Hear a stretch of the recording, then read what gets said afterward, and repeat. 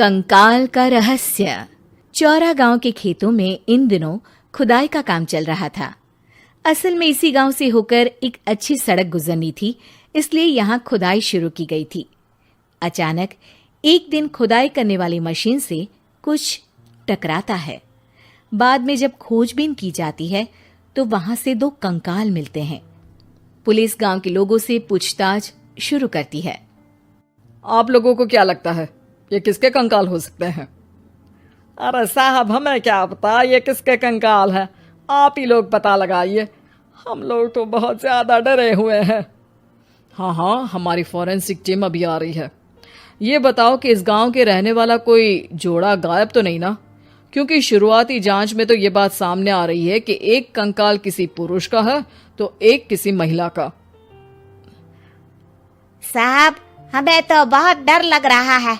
ऐसे कंकाल मिलने का मतलब गांव के आसपास ही किसी की हत्या हुई है या फिर किसी को जलाकर मार डाला गया है।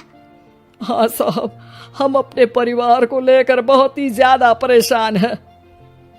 देखिए, आप लोगों की परेशानी हम समझ सकते हैं, लेकिन आप लोगों को पुलिस का सहयोग करना होगा, क्योंकि आपके सहयोग के बगैर हम ये पता नहीं लगा सकते हैं कि आखिर ये किसके कंकाल है और इनकी हत्या किसने की।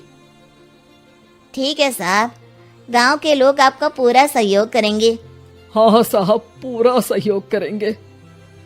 तो फिर ठीक है, हम अपनी जांच शुरू कर देते हैं। कुछ दिन बाद जांच रिपोर्ट आ जाती है। पता चलता है कि ये कंकाल करीब 20 साल पुराने हैं, यानी 20 साल पहले किसी जोड़े की हत्या कर शव को यहाँ पर दबा दिया गया था। इंस्पेक्टर राघव, ये बताओ कि 20 साल पहले की मर्डर मिस्ट्री क्या अब सुलझ सकती है? हाँ सर, क्यों नहीं, लेकिन अब सबूत और गवाह काफी मिट गए होंगे। मुश्किल तो होगी, लेकिन शायद किसी परिवार को इंसाफ मिल सके। इंस्पेक्टर राघव, आप बिल्कुल सही कह रहे हैं। किसी परिवार को तो इंसाफ मिलेगा ही और किसी को उसके किए की सजा भी मिलेगी। जी सर, मैंने तो जांच शुरू भी कर दी है। 20 साल पहले इस गांव के 2 जोड़े अचानक कहीं गायब हो गए थे। मैंने दोनों ही परिवारों के बाकी के सदस्यों से बातचीत शुरू की तो उन्होंने बताया कि उनके बच्चे शहर गए थे, लेकिन आज तक वापस नहीं लौटे हैं। लेकिन ये दोनों शव किस परिवार के सदस्यों के हैं, ये कैसे पता चल सकेगा? सर, मैंने डीएनए टेस्ट करवा लिया है। आज शाम तक इसकी रिपोर्ट भी आ जाएगी। अच्छा, ठीक है। उसी शाम को सर, डीएनए रिपोर्ट के मुताबिक ये दोनों ही लाशें चौरा गांव के रहने वाले प्रधान सुल्तान सिंह के बेटे और बहू की है। लेकिन इनकी हत्याएं किसने की है, ये कैसे पता लगेगा? इसी का तो पता लगाने की कोशिश में जुटा हूँ सर। आज सुल्तान सिंह से मिलने भी जा रहा हूँ। मेरा बेटा और बहू तो मेरे लिए सिर्फ यादों में ही रह गए थे। हमें उनकी लाशें तक नहीं मिल सकी थी। आज 20 साल बाद उनके कंकाल मिले हैं। मैं अब किसके लिए जीऊं?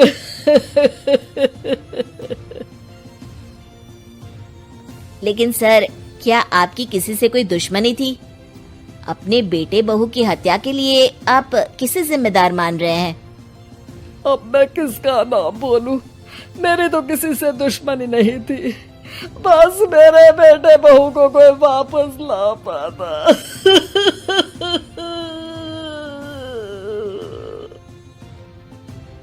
इसके बाद सुल्तान सिंह फूट फूट कर रोना शुरू कर देते हैं। सर, अब आप इनका अंतिम संस्कार करवा सकते हैं। कम से कम इनका शरीर ना सही, इनका कंकाल तो आपको मिला है। लेकिन हाँ, अगर आपको कुछ भी याद आए तो जरूर बताइएगा। मेरी तो बेटा अब उम्र हो गई है, लेकिन मेरे बेटे और बहू के हत्यारों का जरूर पता लगाइएगा, क्योंकि जब तक हत्यारे पकड़े नहीं जाएंगे मेरा मन नहीं मानेगा। सर, हमारी पूरी कोशिश रहेगी हत्यारे को पकड़ने की। लेकिन एक बात बताइए, उस वक्त आपको किस पर शक गया था? उस वक्त मेरे एक ड्राइवर को पकड़ा गया था, लेकिन सबूतों के अभाव में उसे छोड़ दिया गया था। अच्छा, और ड्राइवर पर कैसे शक हुआ था? क्योंकि उस दिन ड्राइवर छुट्टी पर था। उस समय लेकिन लाश क्यों नहीं मिल सकी थी? उस वक्त पुलिस ने बहुत कोशिश की थी, लेकिन दोनों की डेड बॉडी नहीं मिल सकी थी। ठीक है, हमारी तफ्तीश चल रही है, मैं फिर आऊंगा। इसके बाद इंस्पेक्टर वहां से चला जाता है और सुल्तान सिंह अपने बेटे और बहू की याद में खो जाते हैं। कुछ दिन बाद सुल्तान सर, एक बात बताइए, जब आपके बेटे बहू की हत्या हुई थी, उसी के आसपास आपके ही गांव का रहने वाला एक और जोड़ा उसी वक्त गायब हो गया था ना? हाँ सर, अलका और अभिषेक, वो भी मेरे बच्चों जैसे ही थे। तो फिर वो कहाँ है? उनका भी आज तक पता नहीं चल सका, लेकिन बताते हैं कि कुछ साल पहले अभिषेक को गांव के ही किसी आदमी ने मुंबई में देखा था, लेकिन फिर वो गायब हो गया। यानी अभिषेक और अलका की हत्या नहीं हुई थी, बल्कि उन्होंने किसी वजह से खुद ही गांव छोड़ दिया था। हाँ, हो सकता है, क्योंकि अभिषेक मेरे बेटे संतोष का अच्छा दोस्त था और उसका मेरे घर भी आना जाना लगा रहता था। हो सकता है कि उसने मेरे बेटे और बहू के बारे में सुन लिया हो और ये गांव छोड़ दिया हो सकता है। उनके परिवार का कोई अब नहीं रहता क्या इस गांव में? अब तो कोई नहीं रहता।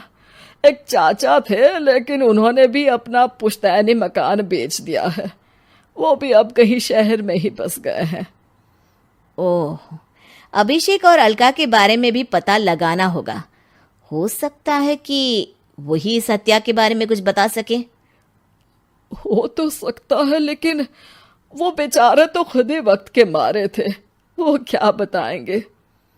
फिर भी सर, जब केस दोबारा खुला है तो जांच तो करनी ही पड़ेगी, और इस बार तो लाशें भी बरामद हुई है।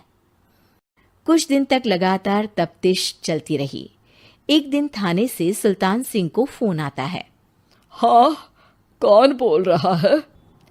सर, मैं कांस्टेबल तुलाराम बोल रहा हूँ थाने से। आपको थाने आना पड़ेगा। थाने? लेकिन क्यों? सर, किसी की पहचान करवानी है। अच्छा ठीक है, मैं दोपहर तक पहुंचता हूँ। सुल्तान सिंह दोपहर में थाने पहुंचता है। कई पुलिस के अधिकारी वहां मौजूद रहते हैं। सर, आपके बेटे की हत्या का रहस्य आज शायद सुलझ जाए। अच्छा इंस्पेक्टर राघव, पर वो कैसे? सर, उस आदमी को देखिए, क्या वही अभिषेक है? सुल्तान सिंह की आंखों में हैरानी से आंसू आ जाते हैं। हाँ सर, यही अभिषेक है। ये आपको कहाँ से मिला? सिर्फ अभिषेक ही नहीं, बल्कि इसकी पत्नी अलका भी इसके साथ है। मैडम, जरा अभिषेक की पत्नी को लाइए। जैसे ही अलका को पेश किया जाता है, सुल्तान सिंह जमीन पर गिर जाते हैं। सुल्तान सर, क्या हुआ आपको? आप अलका को देखकर गिर क्यों गए? सुल्तान सिंह सर पकड़कर बैठ जाते हैं। ये अलका नहीं, बल्कि ये तो मेरी बहू रितु है। पूरा थाना एक दूसरे का मुंह देखने लगता है। क्या? इसके बाद हर किसी को दो कंकाल और हत्या का रहस्य समझ में आ गया। अभिषेक और रितु ने मिलकर संतोष और अलका की हत्या की थी और लाश को जमीन के नीचे दबा दिया था। आज 20 साल बाद इस हत्या का रहस्य खुल सका था कि अवैध प्रेम संबंध में 2 मासूमों की जान गई थी।